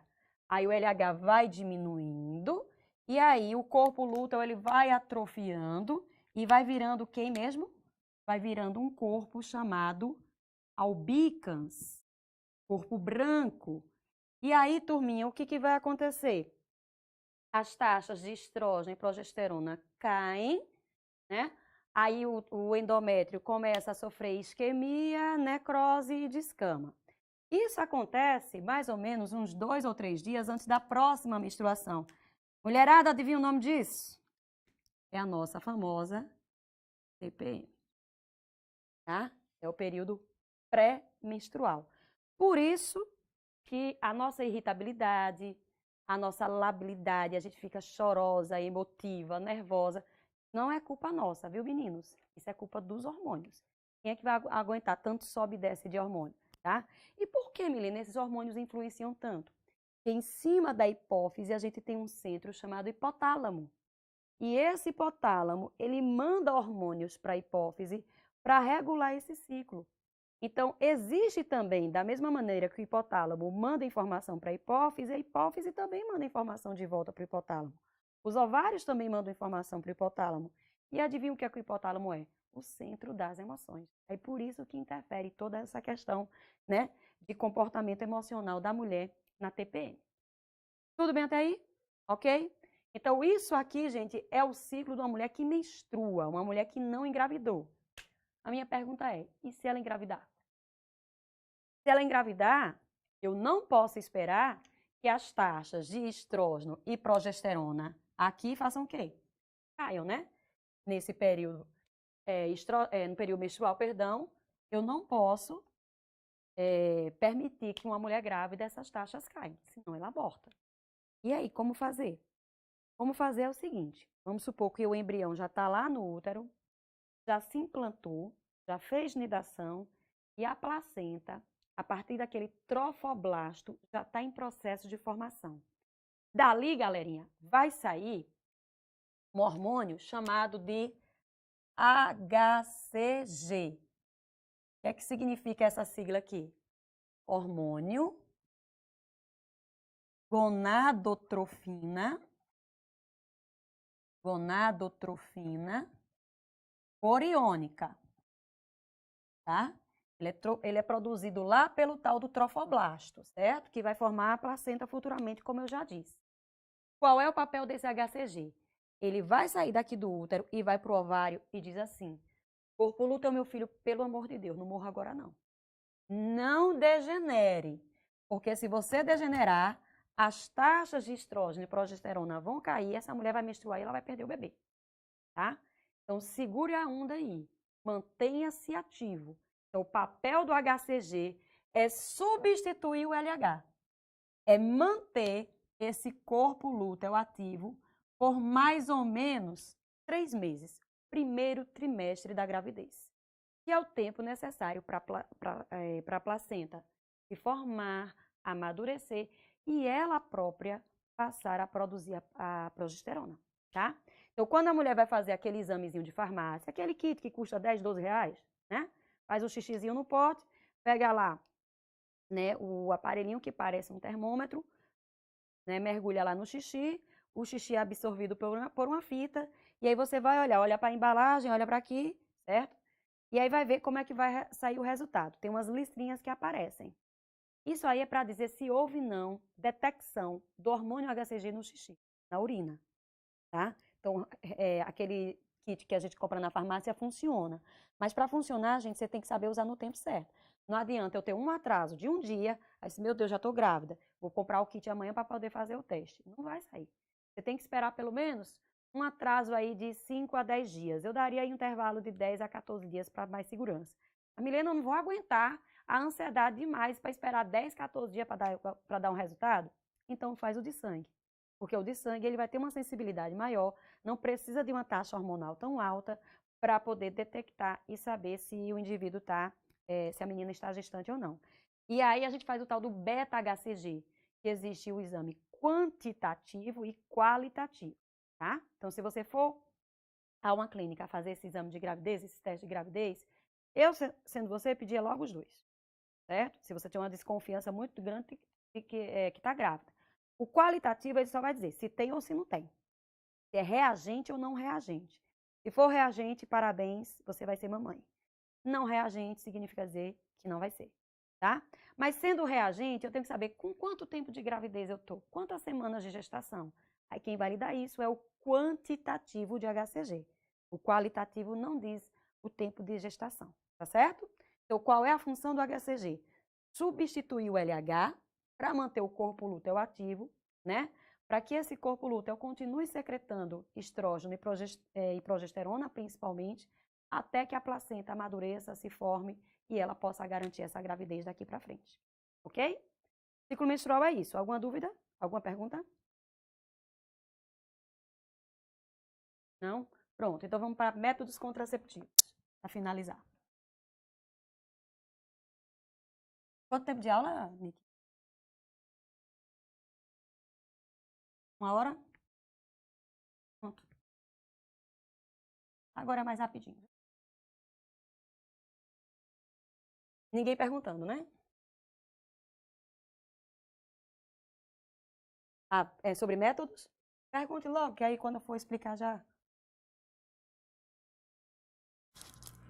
Ivan tá perguntando, por que muitas mulheres que tomam anticonceptivo... Porque eu tenho que traduzir aqui.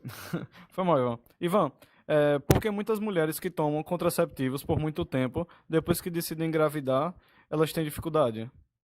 Opa, peraí. Aí tem que ver. Já é uma afirmação aí, né? Tem que fazer uma investigação. Porque tem muitas que, pelo contrário, suspendeu, se for pílula, suspendeu, engravida logo. Só para você ter ideia, quando a mulher vai fazer a troca de um contraceptivo hormonal, pílula, né?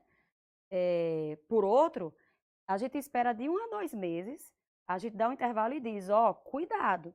A gente já vi várias pacientes que engravidaram justamente nesse intervalo, de troca de uma pílula para outra, tá? Então, para você ver, eu estava tomando um certo tipo de pílula, aí foi trocar por outro, porque eu não estava me dando com aquele, estava tendo muita reação, muita náusea, estava enjoando, enfim. Doutora, eu quero trocar. Aí a gente começa a usar outro hormônio. Nesse mês, ela engravidou. Então, a gente até orienta, use um outro método associado, certo? Que existe risco, sim, de engravidar. Então, tem que investigar, no caso dessa paciente, por que ela está com dificuldade em engravidar. Talvez não seja pelo uso prolongado de anticoncepcional, não, viu? Então, tem que fazer uma investigação mais detalhada. Bom, então o que são métodos contraceptivos ou métodos anticoncepcionais? São métodos que a pessoa vai usar, né, fazer uso para evitar uma gravidez indesejada, tá certo? E esses métodos, eles são classificados de que maneira? Nós temos os métodos comportamentais, deixa eu colocar aqui no quadro, os métodos comportamentais. Nós temos os métodos cirúrgicos.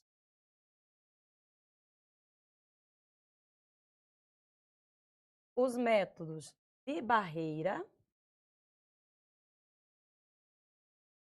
E os hormonais. Certo? Todos os métodos, minha gente, podem nos ajudar a evitar uma gravidez. Alguns com mais eficácia, outros com menos eficácia. Aqueles que são menos eficazes, a gente costuma orientar a fazer uso de mais de um método para ver se o risco, né, de uma gravidez não planejada diminua. Então, quais são esses métodos comportamentais? Primeiro deles, abstinência sexual. Como assim, Milena? Não transar. Certo? Quero ver você engravidar se não transar. A não ser que surja um novo milagre, né? Um novo Jesus Cristo venha, certo? Mas aí, né? Então tá mais difícil isso, né? Acontecer de novo, né? O milagre do bolo, tá certo. Vamos lá. Então, o resto é lenda, viu, gente? Então, a abstinência sexual é, sim, um método contraceptivo. Tranquilo? Outro método também comportamental, o famoso método da tabelinha, chamado Ogino-Knaus. Esse método da tabelinha, minha gente, é complicado. Porque para a pessoa fazer a danada da tabela, ela tem que ter um ciclo muito certinho. Então, meninas que têm ciclo irregular, nem pensar, tá? É roleta russa isso aí, tá? Até as que têm um ciclo regular correm o risco de engravidar. Eu fiz uso de tabelinha, certo? Meu ciclo era super certinho, E eu engravidei. Olha, 2 vezes. Acertei, foi no gol, não foi nem na tabela, né? Foi no gol. Tá? E com o ciclo certinho, viu? Como se faz esse método da tabelinha? Eu tenho que, pelo menos, ter 6 meses de ciclo anotado, certo? Eu vou lá na minha agenda e boto lá no meu calendáriozinho, né? Mês de janeiro, fevereiro, março, abril. Então, 6 meses, pelo menos, tá? De ciclo anotado. Aí você vai ver a duração do ciclo mais longo, ou seja, quanto tempo demorou de uma menstruação para outra, digamos que foi 32 dias. E a duração do ciclo mais curto, digamos que foi 25, tá? E aí você vai ver o seguinte, se essa diferença do ciclo mais longo para o ciclo mais curto foi de mais de 10 dias, não rola para você não, tá? Porque isso denota que o seu ciclo é muito irregular. Tranquilo? Então, você tem que ter 6 meses anotado de ciclo, ver quantos dias durou o ciclo mais longo, ver quantos dias durou o ciclo mais curto, para daí você fazer uma diferença, e essa diferença é que vai lhe dar o período fértil, tá? Aquele período que você não pode transar se você não quiser engravidar. Tá certo? Tranquilo? Então, não é um método para você usar sozinho, tem que usar combinado mais alguma coisa. Por exemplo, faz tabelinha, camisinha. Ainda tem a vantagem, a camisinha está lhe protegendo contra a DST, certo? Tabelinha, faltou H. Tem o método de Billings, que é o método do muco cervical, né? Falei a vocês que esse muco, produzido lá na região do colo uterino, dependendo da fase do ciclo, ele pode facilitar ou dificultar a espermomigração. Então, vamos supor que eu estou no período fértil. Aí, o que é que você percebeu? Eu vou perceber que na minha calcinha vai escorrer um muco, certo? Parecendo clara de ovo. Já pegaram clara de ovo, né? E já esticaram. Então, é um muco que a gente chama de filante, tá? Com aquela corzinha e com aquela consistência. Então, eu estou fértil. Veja que ele é um muco mais fluido. Então, ele vai facilitar a espermomigração, ele vai facilitar a entrada dos espermatozoides e a subida deles para útero e futuramente trompas, tá certo? Em outras fases do ciclo, por exemplo, na fase da progesterona, né, na fase pós-ovulação, eu vou já estar com um muco mais grosso. Esse muco mais grosso já dificulta a espermomigração, compreendeu? Não só a espermomigração, como também vai dificultar aquilo que eu já disse, a entrada de alguns germes que porventura estejam ali dentro do canal da vagina, tá certo?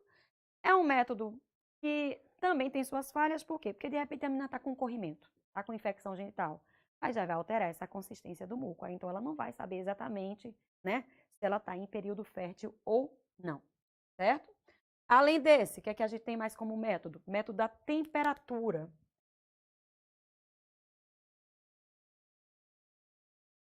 Quando a mulher está ovulando, a temperatura dela chega a aumentar um pouquinho, 0,3, 0,4 graus Celsius. Por quê? Porque a progesterona é um hormônio termogênico, gente. Aumenta mais a temperatura do corpo. Antigamente, esse método da temperatura ele era mais usado como método para concepção do que para anticoncepção. Vamos supor que um casal estava ali doido para engravidar, né? A mulher fazendo tratamento para engravidar. Então, todo dia, assim que acorda, um certo horário, ela vai e faz o quê? Verifica a temperatura dela e anota, né, num quadrinho e vai anotando. E aí ela vai verificando essa oscilação da temperatura e já liga. Amor, tá na hora, venha para casa, porque minha temperatura subiu. Só que o pessoal que é especialista na parte de reprodução assistida não usa mais esse método porque gera muita ansiedade ao casal, tá? E aí isso, em vez de ajudar como um método para ajudar na concepção, estava mais que atrapalhando. Então, eles não usam tanto esse mais não, certo? Como métodos cirúrgicos, nós conhecemos 2.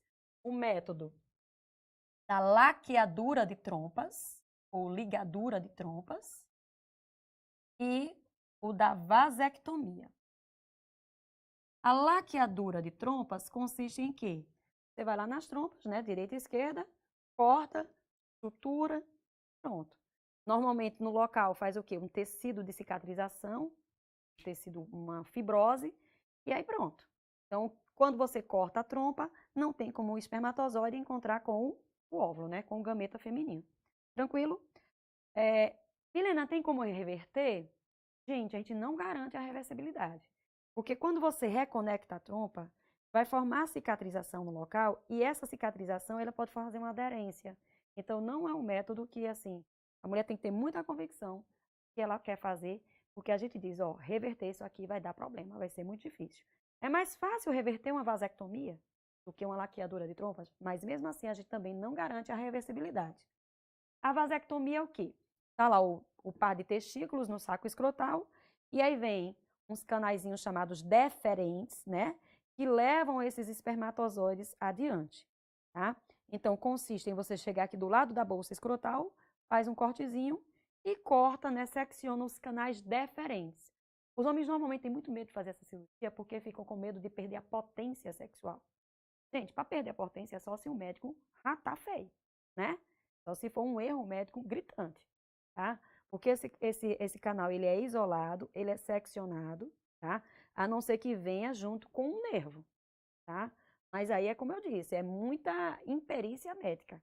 Então, porque o homem ficou impotente depois de uma vasectomia. Às vezes isso está aqui, ó, psicológico.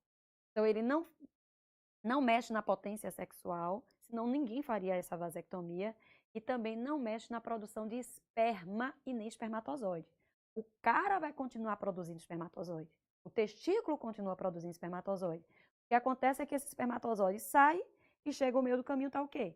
Interrompido, tá? Então, quando esse cara gozar, ejacular, o esperma é estéril. E tem outra coisa, quando a gente faz a cirurgia, a gente diz que pelo menos no primeiro mês, esse homem ainda faça uso da camisinha. Por quê? Porque pode ter ficado gameta no restante do canal. Então, até esses gametas serem eliminados ou mortos, tá? Então, é bom que nesse tempo pós-operatório, né, o homem, ele se precavenha, tá? Barreira. Aí nós temos o côndom, né, também chamado de camisinha, que pode ser masculina ou feminina, né? A feminina ainda é um pouco melhor porque ela ainda tem uma área de cobertura maior.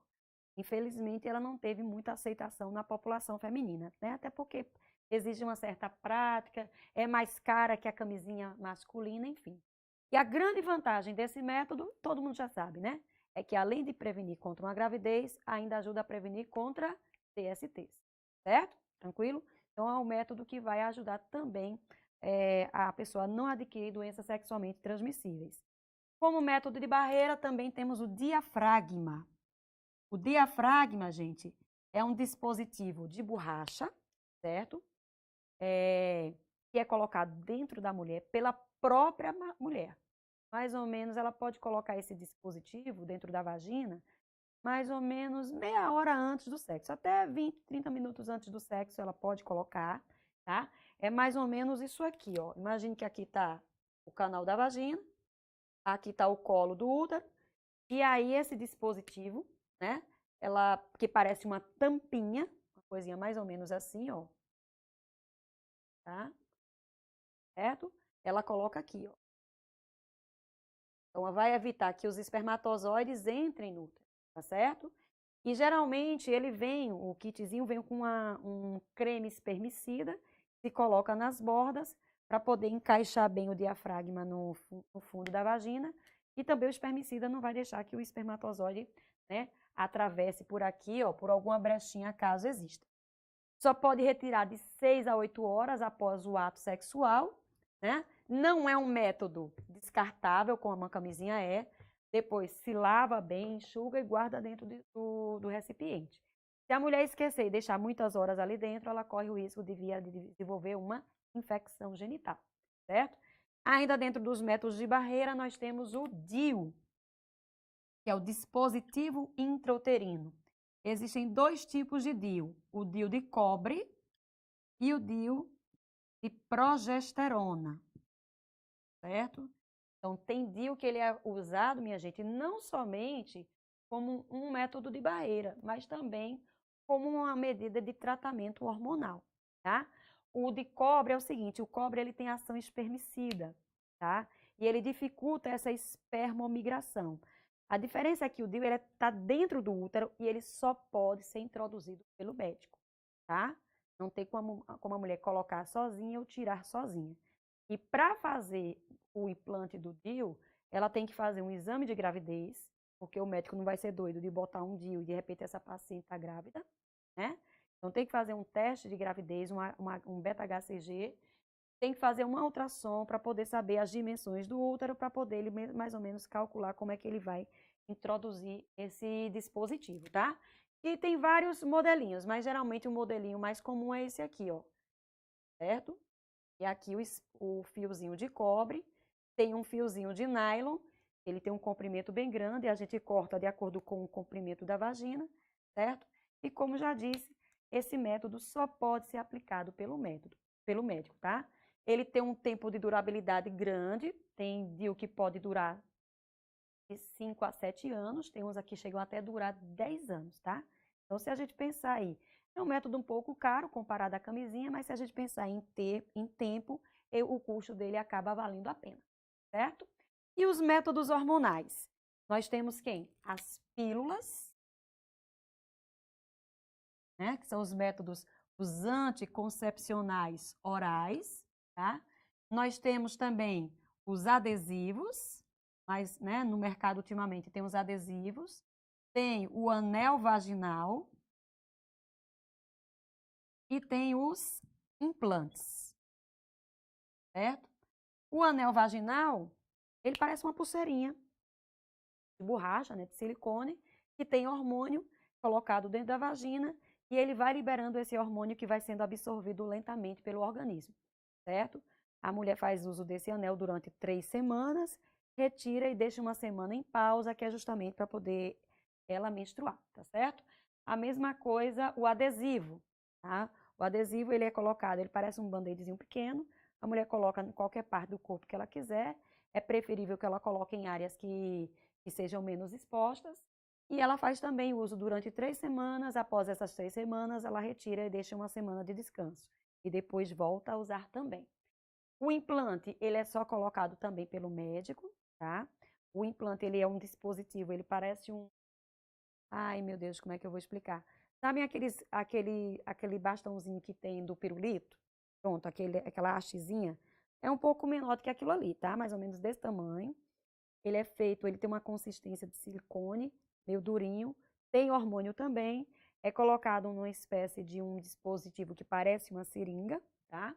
E ele é colocado sob anestesia, porque a agulha é muito grossa, ninguém vai aguentar a dor da penetração dessa agulha. E coloca no corpo e ele vai liberando hormônio, geralmente ele tem uma ação bem prolongada, uma ação de uns 3 anos, certo? Assim, e tem as injeções, né? As injeções que podem ser mensais ou trimestrais, certo? Então, tem injeção que a dosagem hormonal vale para 1 mês e tem umas que aquela dosagem hormonal vale para 3 meses.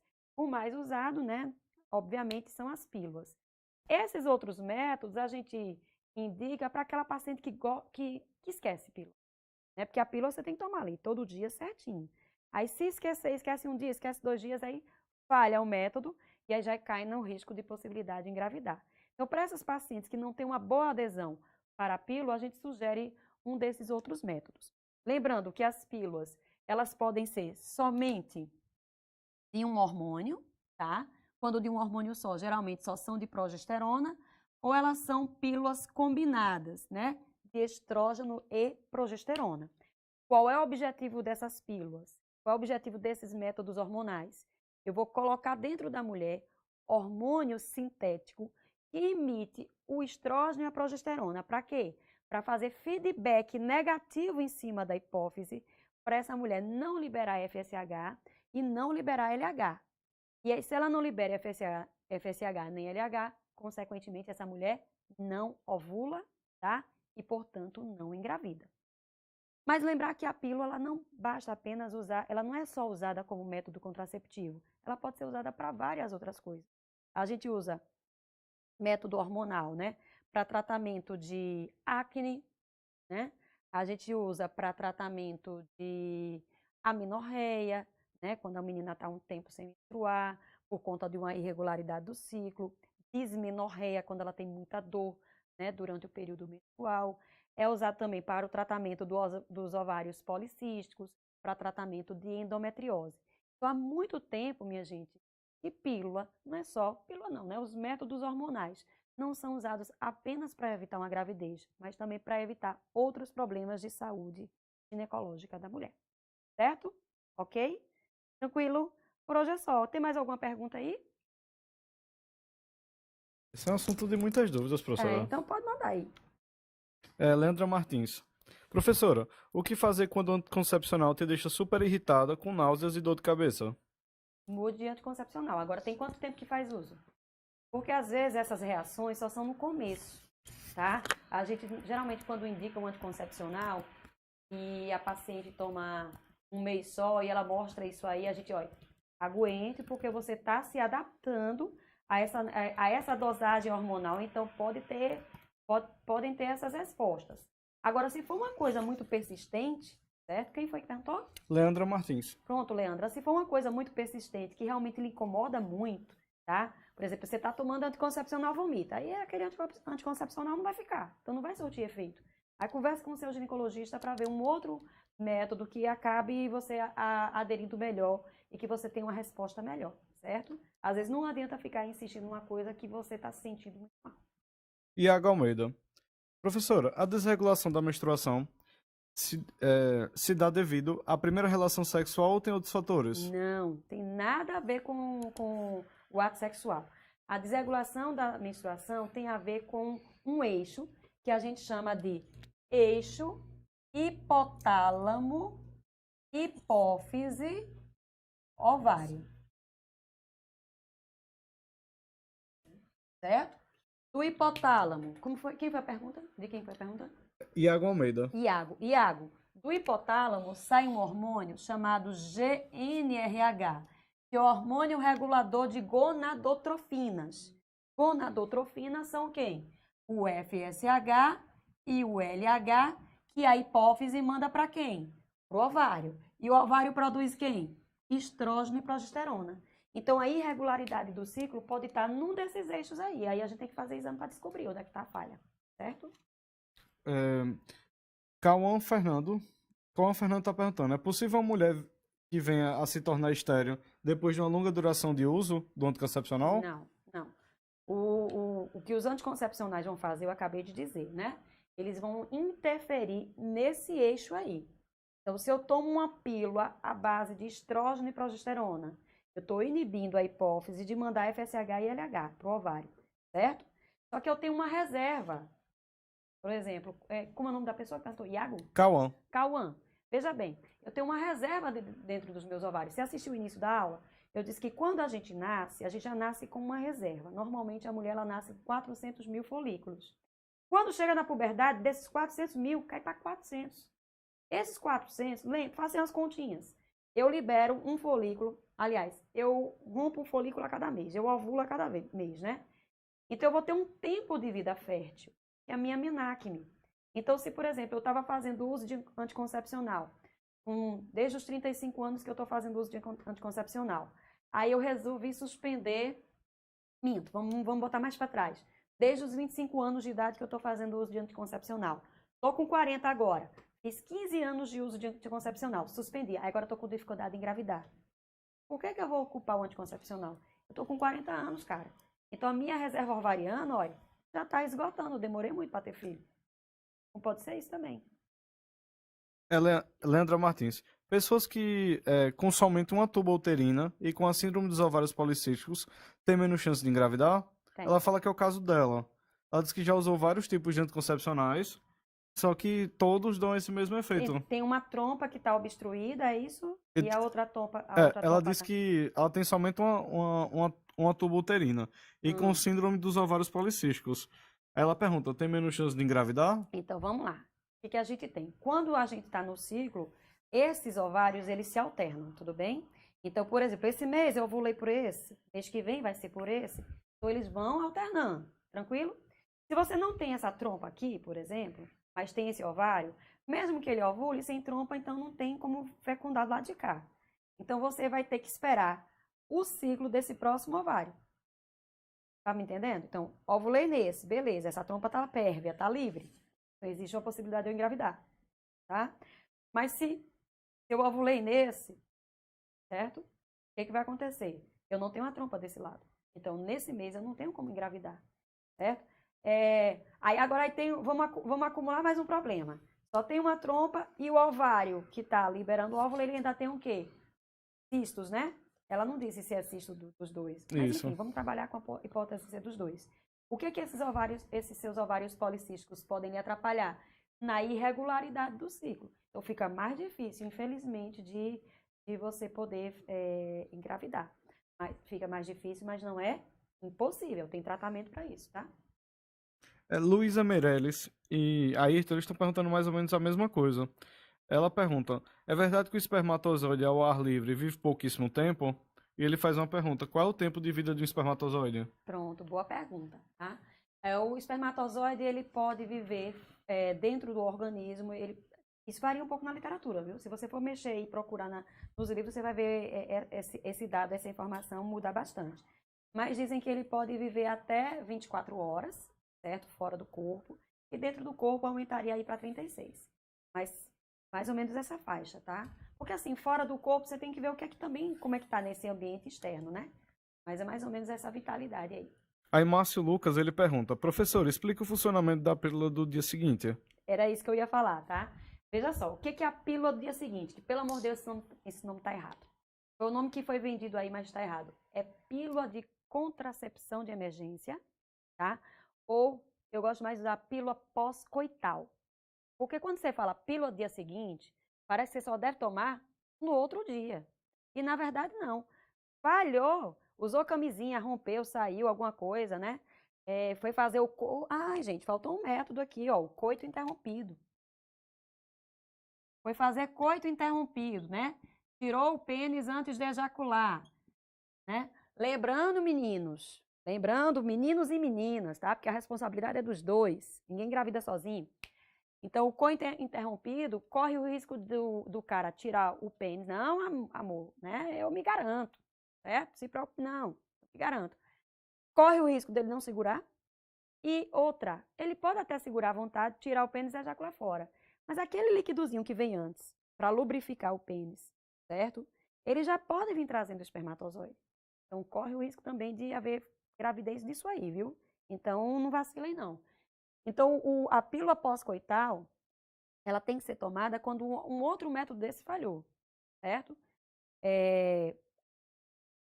No mercado, tem pílulas que se apresentam em dois comprimidinhos. Toma-se um 12 horas depois, toma-se o outro, certo? E tem apresentações que é uma pílula só, que no caso teria a dosagem dos 2 comprimidinhos, entenderam? E, minha gente, é para tomar logo em seguida, tá? Falhou, toma o comprimido, tá bom? E se vocês forem ler a bula, ela tem uma eficácia mais ou menos até 72 horas. Como assim, Milena? Eu posso tomar a primeira pílula até 72 horas, mas eu não me arrisco não, tá? Eu não me arriscaria. Porque à medida que eu vou me afastando, eu vou correndo o risco de, nessas 72 horas, já ter tido o quê? O encontro dos gametas.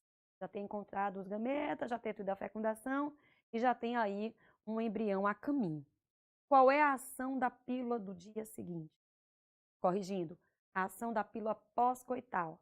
Ela pode interferir naquele muco que eu falei, tornando-o mais grosso, dificultando a espermomigração, tá? Pode ter ação também nas tubas, fazendo com que aquele batimento dos cílios, lembra? Fique mais retardado, mais demorado, dificultando o encontro dos 2 gametas, tá certo? E há quem diga que também pode ter uma interferência na nidação, ou seja, que essa pílula não permitiria que o embrião nidasse. E aí gera-se um seguinte questionamento. Se eu não deixo o embrião nidar, eu posso considerar que essa pílula pós-coital é um método abortivo, tá? Então tem essa discussão, né? Tem um grupo que diz que é um método abortivo, sim, tem outro que diz que não é abortivo, porque você vai considerar aborto o quê? A interrupção de uma gravidez. O embrião ainda não nidou, não fixou. Então, se ele não fixou, ainda não tem gravidez. Compreenderam? Então, é muito polêmico essa discussão se a pílula pós-coital é ou não um método contraceptivo, ou, aliás, um método abortivo. A última pra gente fechar a noite, gente. Ayrton, é possível da mulher engravidar com aquela lubrificação peniana? Acabei de dizer, né? no coito interrompido, antes do cara ejacular, vem aquele fluidozinho das glândulas bulburetrais, que é para poder lubrificar. Mas aí, meu amigo, ó, os espermatozoides já estão a caminho. E aí há sim possibilidade de gravidez com isso aí. Corre o risco não. Mais alguma? Então, galera, é isso. Hoje a gente fica por aqui. Quem quiser pode fazer o experimento grátis no site, 72 horas, até esse final de semana. Próxima semana a gente já muda o experimento grátis, mas até esse final de semana a gente vai ter o experimento grátis 72 horas, para vocês poderem testar tudo do site. Para ter encontros aí com a professora Milena mais vezes. Tem umas aulas Foi muito um prazer, bacanas né? de genética, viu? As aulas de genética, sistema imunológico, fisiologia, tem muita coisa bacana no site, certo? Espero que vocês tenham gostado e muito prazer por terem ficado comigo até esse horário, tá bom?